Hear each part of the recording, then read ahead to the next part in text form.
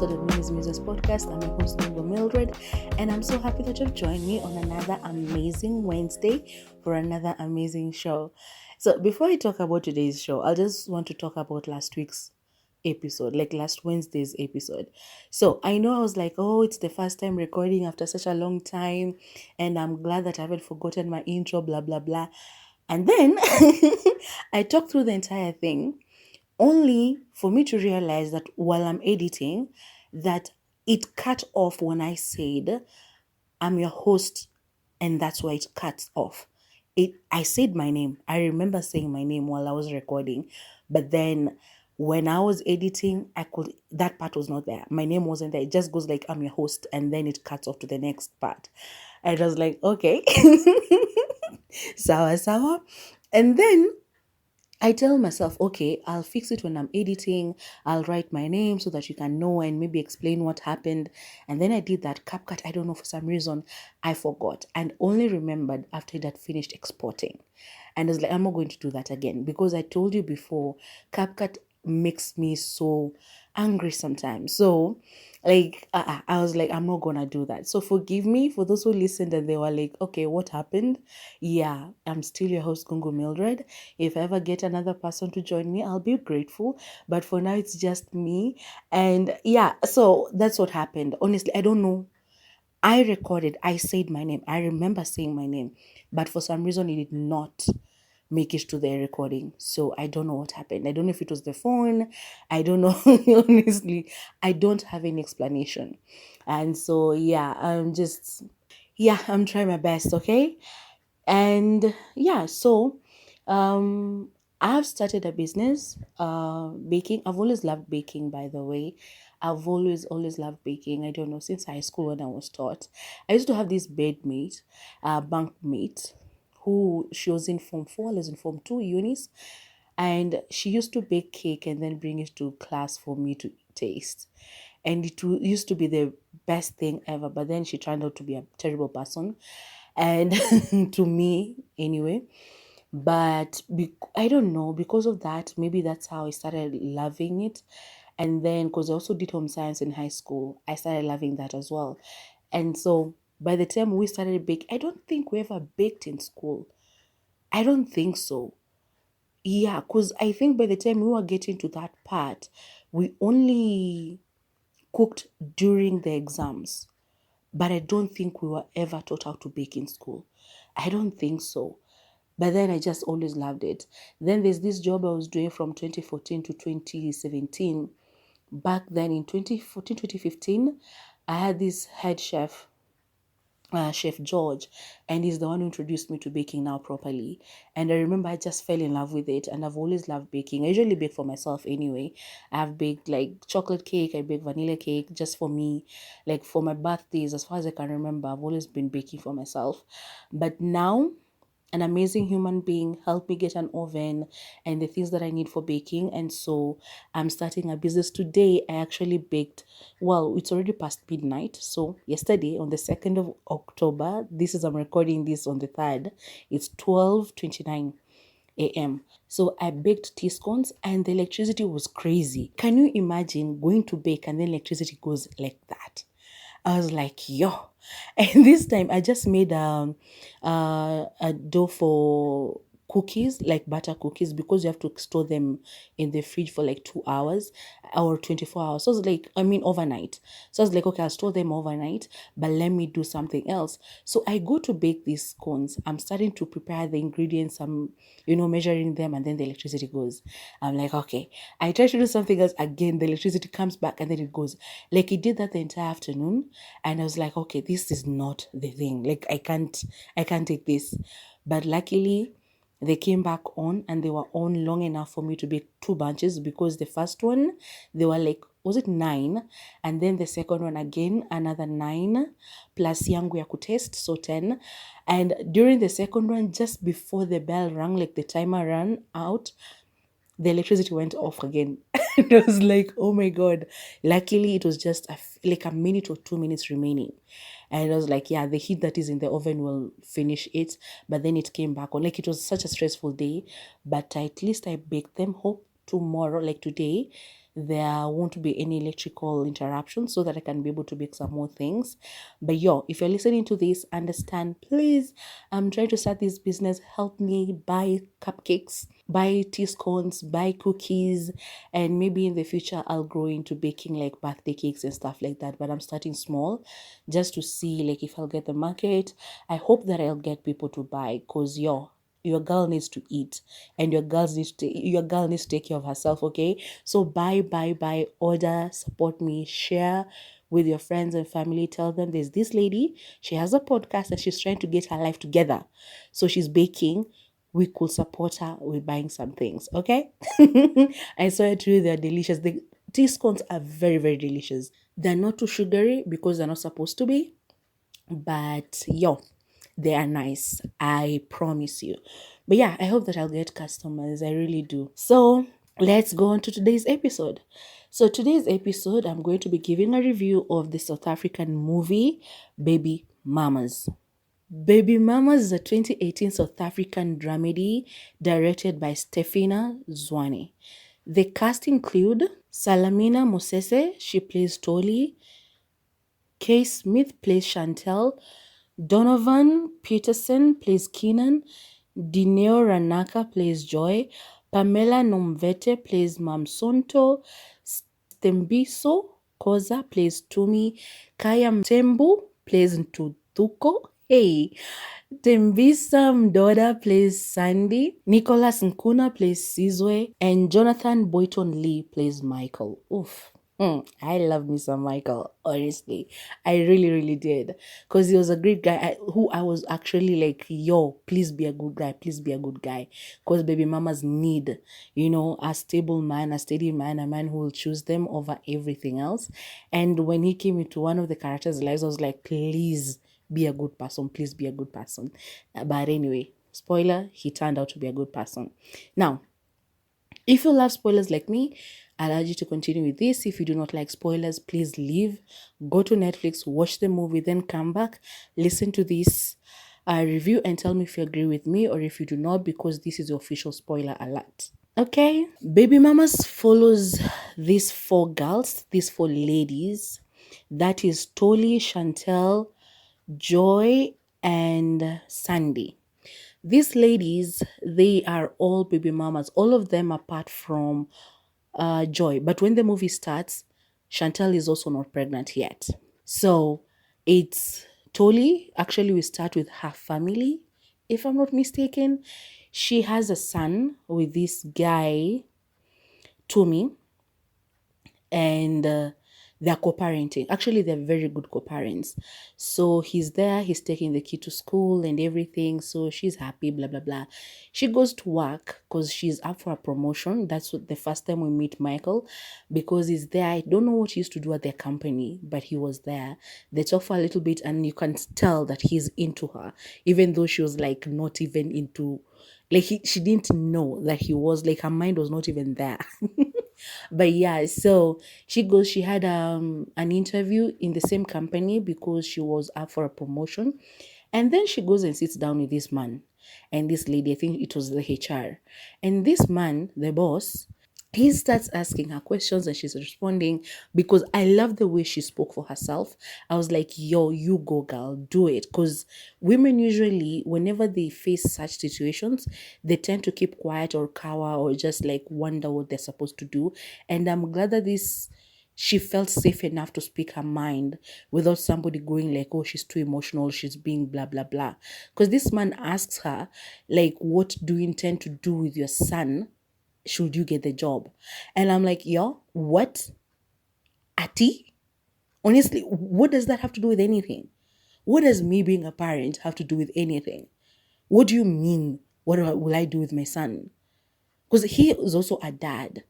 And he's lucky that his wife is a housewife and so takes care of the children at home while he works at the office. But she doesn't have that. So he goes like, yeah, don't get me wrong, but you have taken time off to go and pick him from school. I don't take him to the hospital, blah, blah, blah. And I was like, what do you mean? Like the things women suffer in these workplaces because they have children. And it's like they have to choose between getting a promotion and being a parent, which is so crazy because men do not face the same situations. It was just a terrible, terrible question. But I'm glad that she defended herself. She did. And even the HR, the lady that was there, also checked him like, yo, check yourself.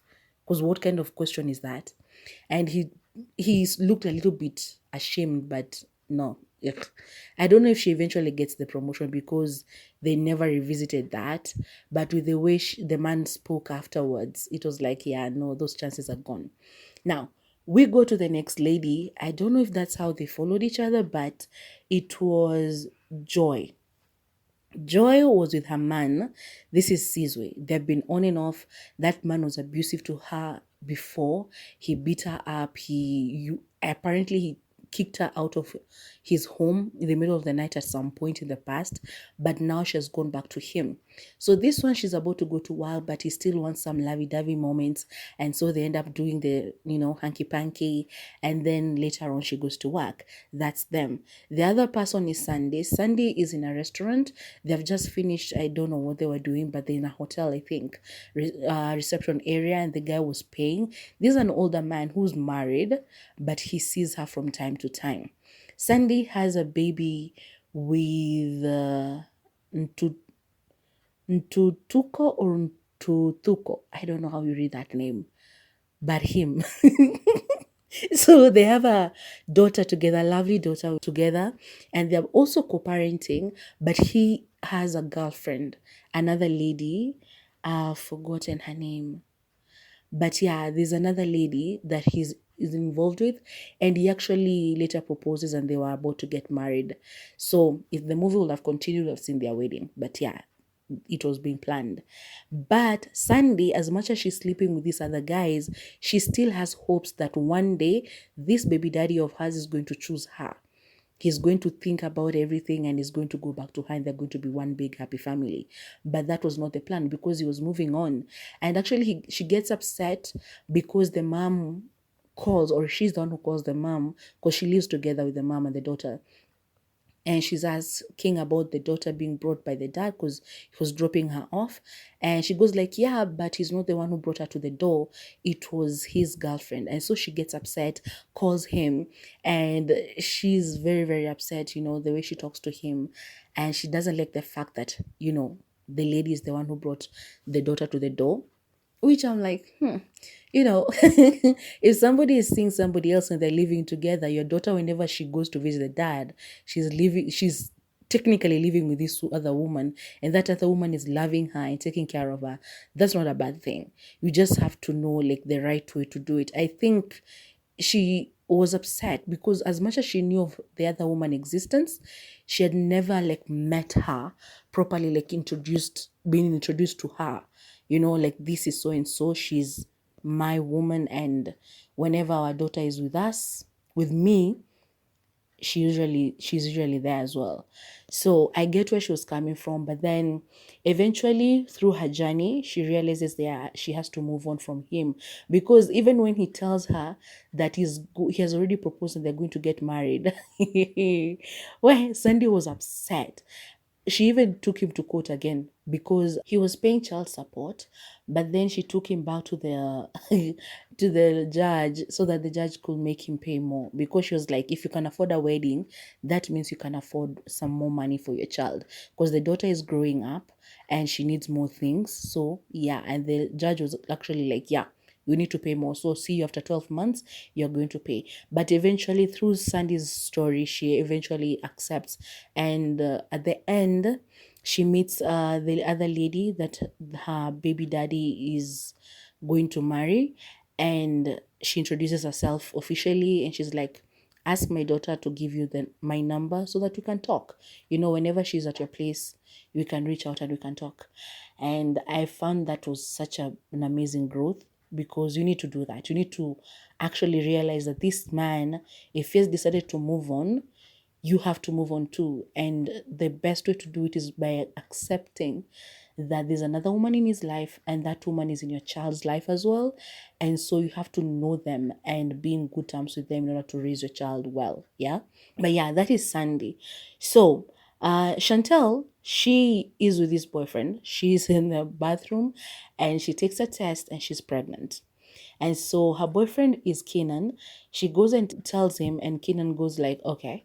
And she's like, what if I'm really pregnant? He goes like, then you'll take care of it. I was like, okay, what do you mean? So he was in denial for some time, but apparently he was raised by a single mom.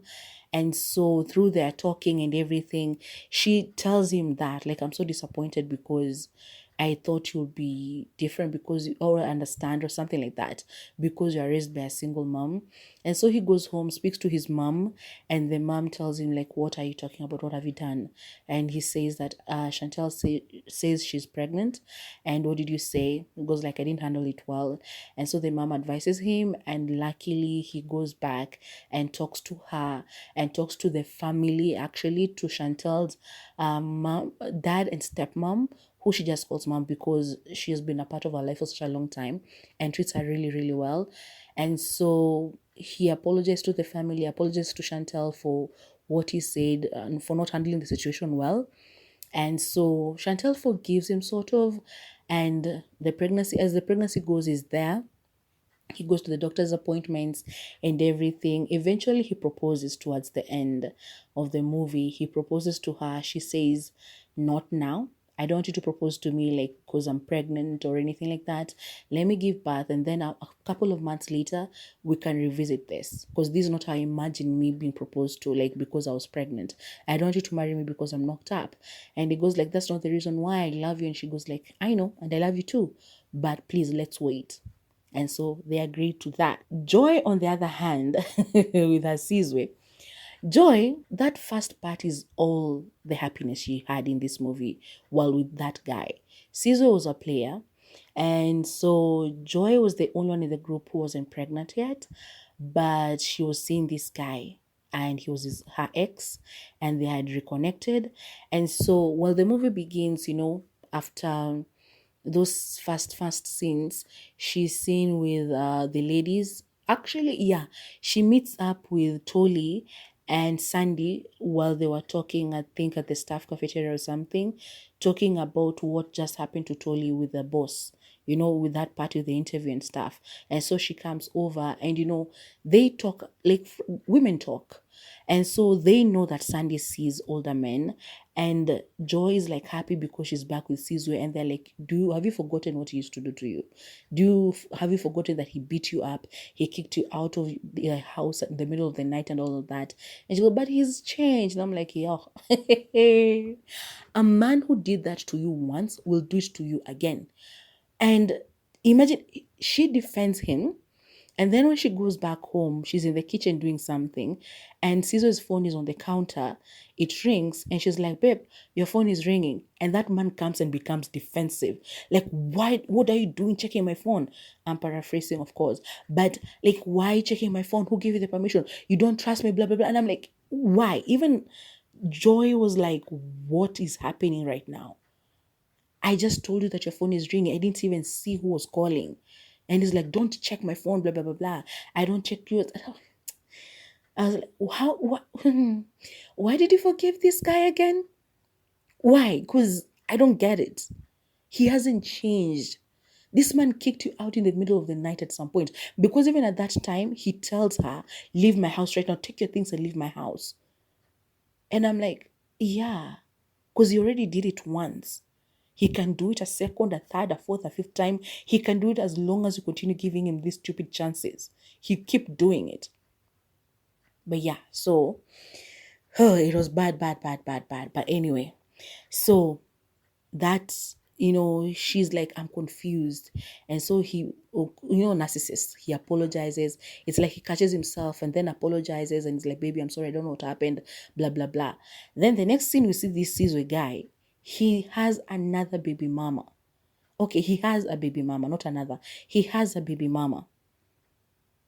And she's pregnant. Okay, she's not yet she is a baby mom, because you're pregnant, you're already a mom.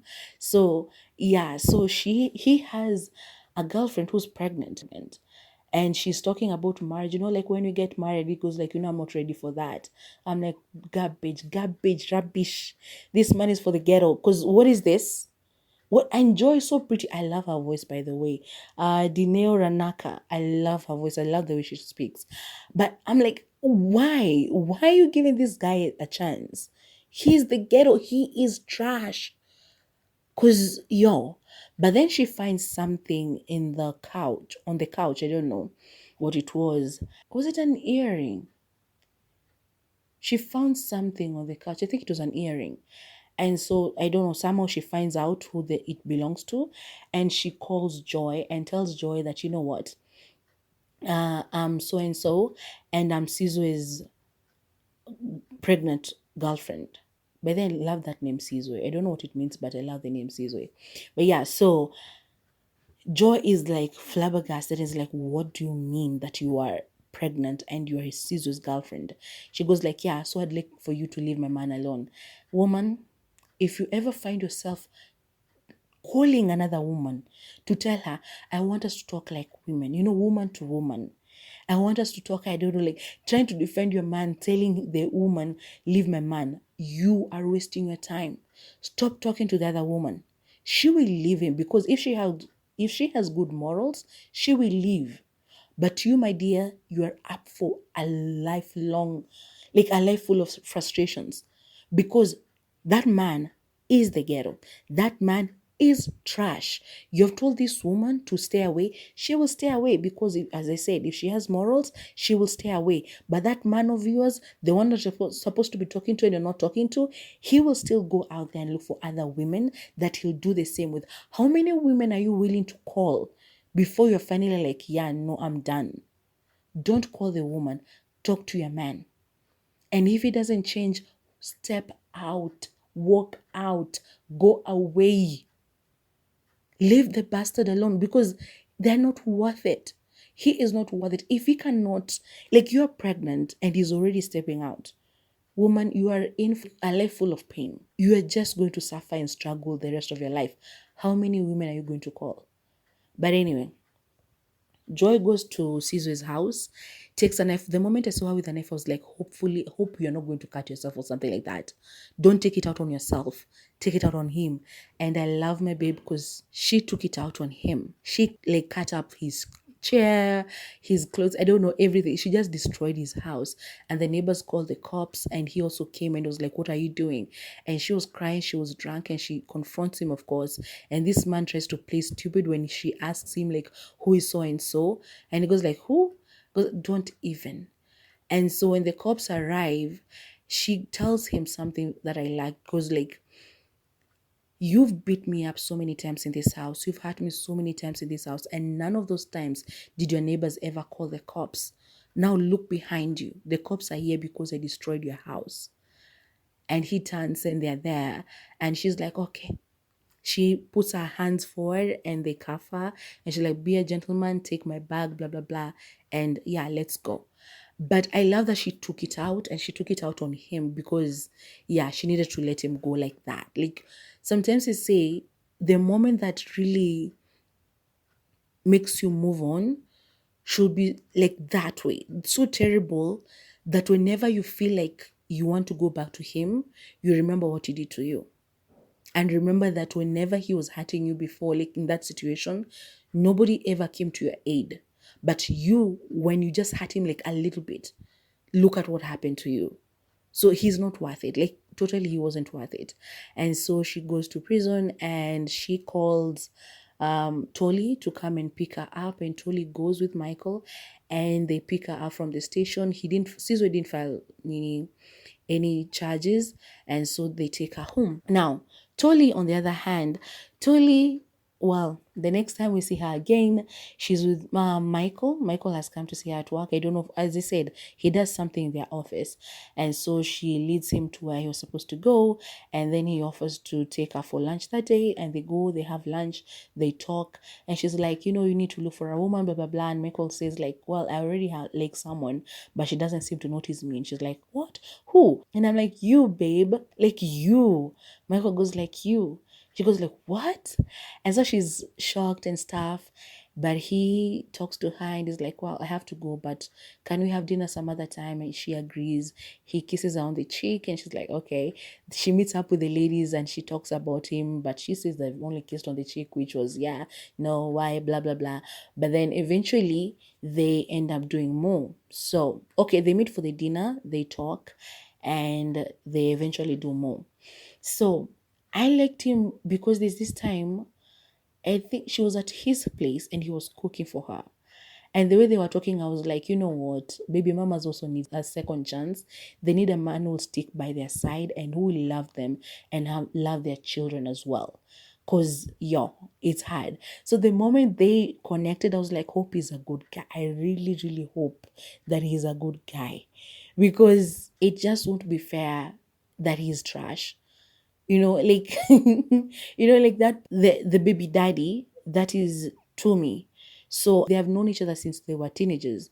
And when she got pregnant and told Tumi was like, are you sure that baby is mine? Because I don't think so, that child is not mine. And he rejected the child. And so she cannot, well, she has forgiven him because of that.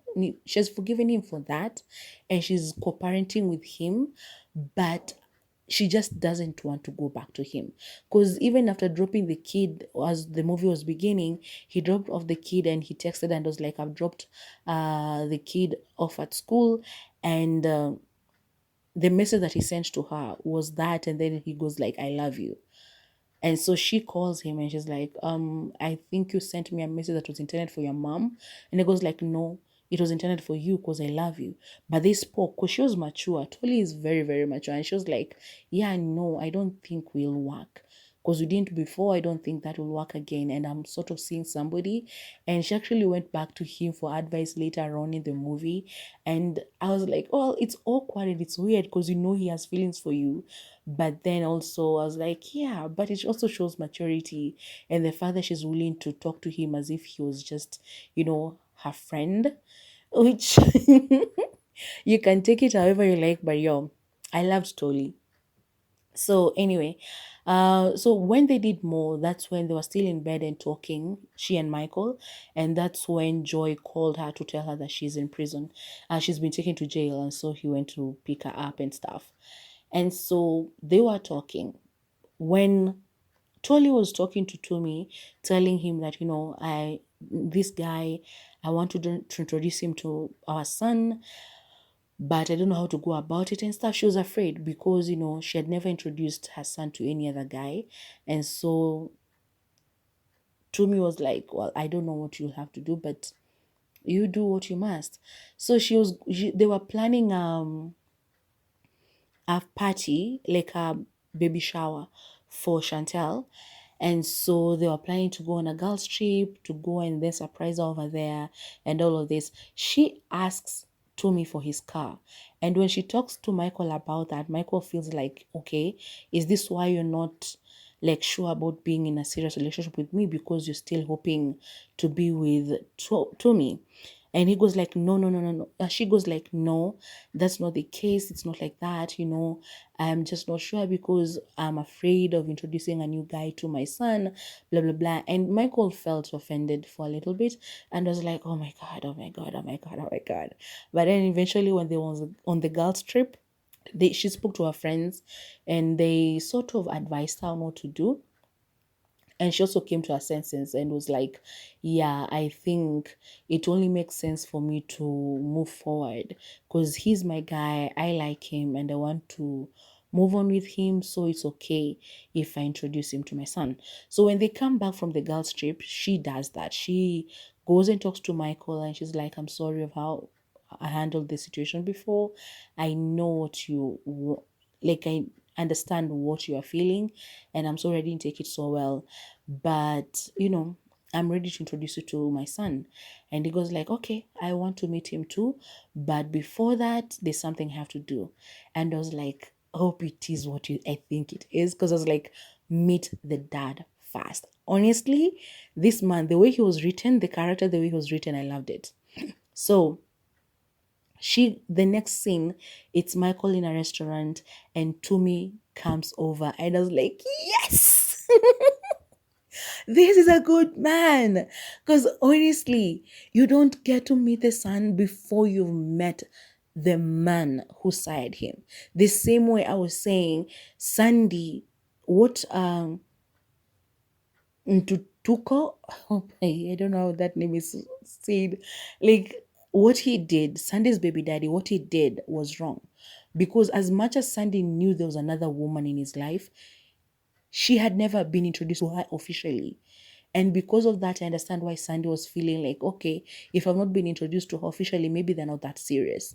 Maybe, he'll still change his mind and come to me and all of these things. So I get it.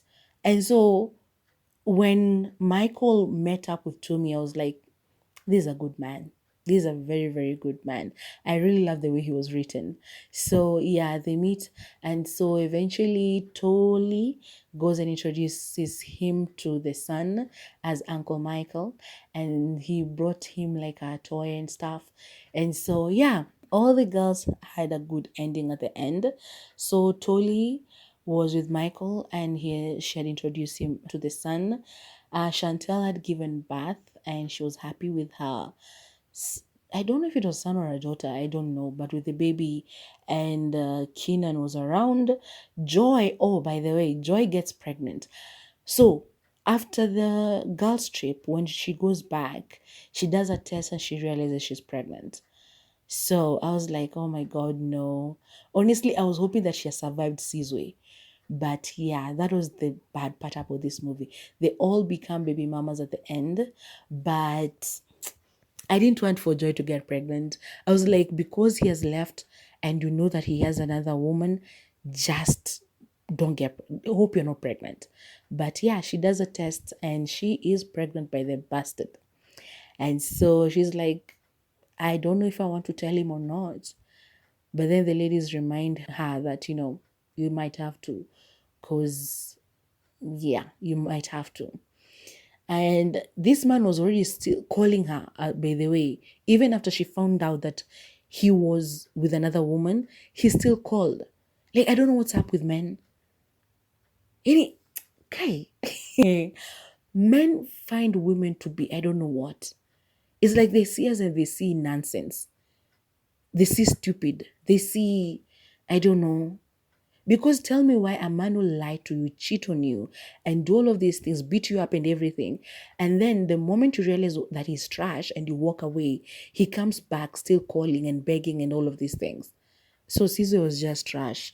But yo, so anyway, Joy ends up being pregnant and Sandy forgives and moves on with her life, with her daughter, co-parenting well with the baby daddy, and she introduces herself to the other woman. So yeah, I don't know the ending. I don't know where it actually ended, but that is essentially the story of baby mamas. Okay.